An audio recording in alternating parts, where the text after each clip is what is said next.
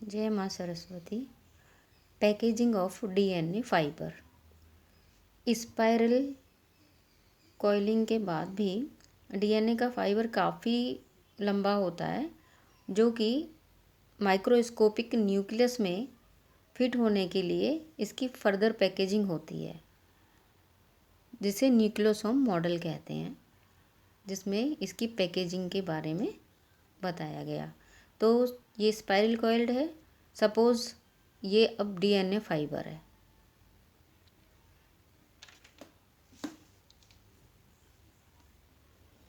ये DNA fibre अब packaging के लिए न्यूक्लियोसोमल हिस्टोन्स प्रोटीन होते हैं, आर्जिनिन और लाइसिन एमिनो एसिड से बनते हैं।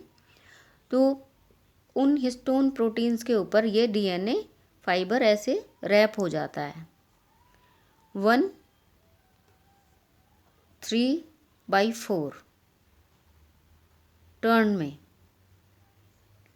तो ऑक्टामर कोर बनती कैसे है? हिस्टोन्स की ऑक्टामर कोर बन जाती है, जिसके ऊपर ये डीएनए फाइबर रैप होता है। हिस्टोन्स प्रोटीन 4 तरह के होते हैं, जिनके ऊपर ये रैप होता है DNA fibre. H2A histone protein, H2B histone protein, H3H4। और हर एक हिस्टोन प्रोटीन के अंदर 2 मॉलिक्यूल्स होते हैं। तो देखें, टोटल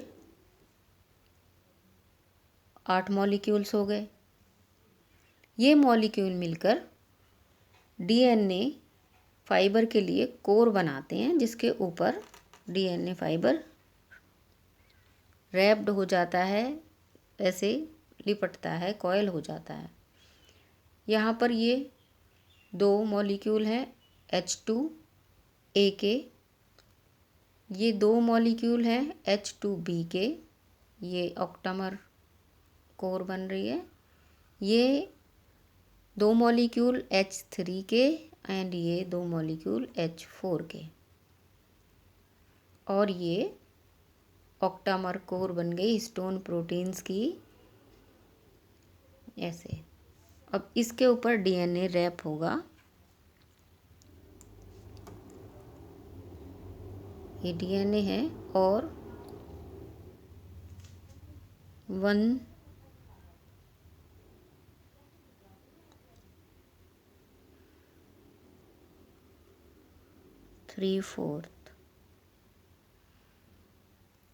ऐसे ये, क्योंकि ये अर्जिनिन और लाइसिन से बने होते हैं हिस्टोन प्रोटीन्स, तो ये पॉजिटिवली चार्ज होते हैं, और जो डीएनए फाइबर है वो नेगेटिवली चार्ज्ड है, इसीलिए ये उसके ऊपर रैप हो जाता है, कॉयल हो जाता है। अब ये फाइबर बचा है, इसमें जब नेक्स्ट ऑक्टामर हिस्टोन प्रोटीन की कोर जुड़ेगी या ये उसके ऊपर रैप होगा, तो इसके बीच में जो ये डीएनए बचेगा उसको कहेंगे लिंकर डीएनए। जैसे ये है,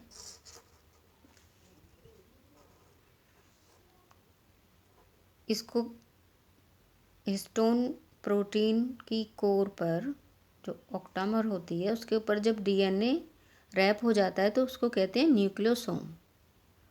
न्यूक्लियोसोम। और ये ऐसे दिखता है, बीड्स ऑन स्ट्रिंग।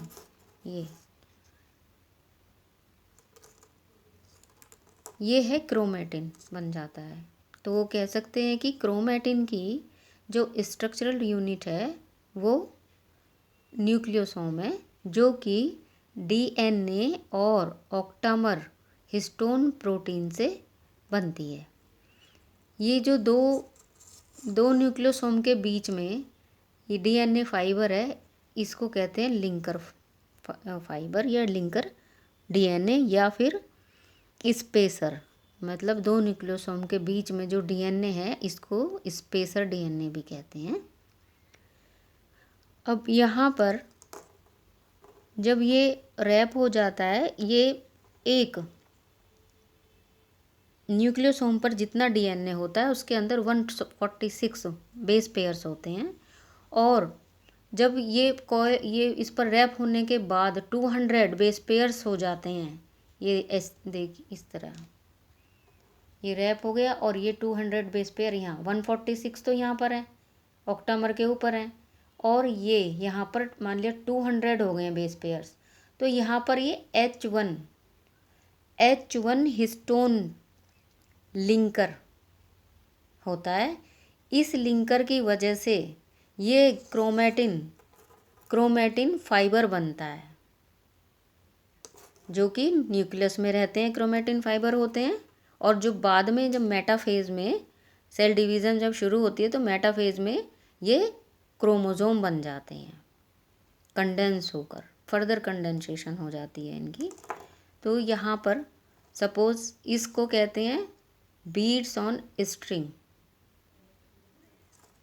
और अब आगे ये 6 न्यूक्लियोसोम मिलकर फर्दर स्पाइरल होंगे, क्योंकि ये अब क्रोमेटिन की स्ट्रक्चरल यूनिट न्यूक्लियोसोम, और क्रोमेटिन से अब ये क्रोमेटिन फाइबर बनेगा। तो उसके लिए ये 6 न्यूक्लियोसोम 1 2 3 4 5 एंड ये 6, ये 6 न्यूक्लियोसोम इस H1 हिस्टोन की वजह से स्पाइरली कॉइल्ड हो जाएंगे इस तरह, ऐसे। ये 6 1 2 3 4 5 एंड ये 6, ये इस तरह से H1 हिस्टोन प्रोटीन की वजह से कॉइल हो जाएंगे। ये भी स्पाइरली कॉइल्ड होते हैं। इसके ऊपर से फिर ये जो भी क्रोमेटिन था, जो डीएनए और ऑक्टामर हिस्टोन की वजह से बना था, ये फर्दर स्पाइरली बाइंडिंग इस तरह से हो जाएगा। ये 6 हो गए, उसके बाद ऊपर से फिर ये 6 कॉइल हो जाएंगे इस तरह, और ये फिर से एक कंडेंस्ड कॉइल बन जाएगी न्यूक्लियोसोम्स की, और ये बनाएगी क्रोमेटिन फाइबर। इन्हीं को कहते हैं क्रोमेटिन फाइबर। तो ये है पैकेजिंग। और जब ये कॉइल बन जाती है, जब ये 6, इसको कहेंगे सोलेनॉइड मॉडल। सोलेनॉइड मॉडल में बताया गया कि जिस 6 न्यूक्लियोसोम स्पाइरली कॉइल्ड होते हैं, मतलब एक स्पाइरल में 6 न्यूक्लियोसोम होते हैं, फिर नेक्स्ट में 6, फिर ऐसे हर एक स्पाइरल में टोटल 6 नंबर ऑफ न्यूक्लियोसोम होंगे। और इसमें कुछ क्रोमेटिन तो बिल्कुल डेंसली पैक्ड होगा, जिसको हेट्रोक्रोमेटिन कहते हैं, और कुछ लाइट लूजली पैक्ड डीएनए होता है, जिसको यूक्रोमेटिन कहते हैं। तो जो एक्टिव होता है डीएनए वो यूक्रोमेटिन होता है, और हेट्रोक्रोमेटिन इनएक्टिव होता है। Thank you so much.